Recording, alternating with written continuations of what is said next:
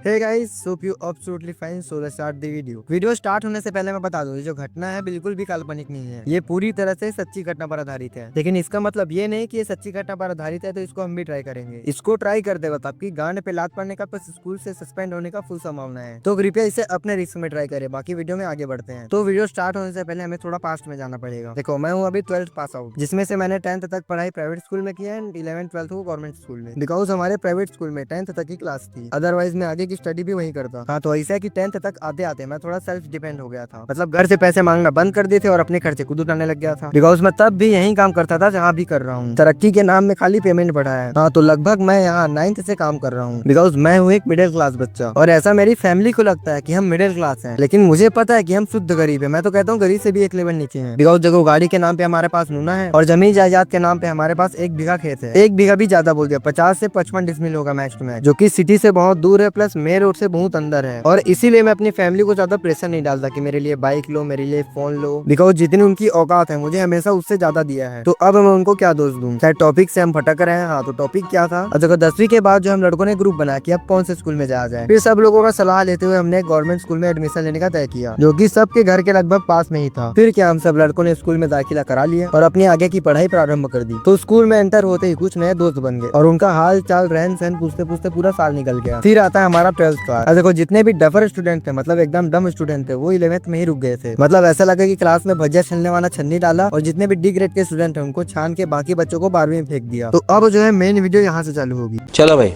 देखो अब मैं क्या करता हूँ।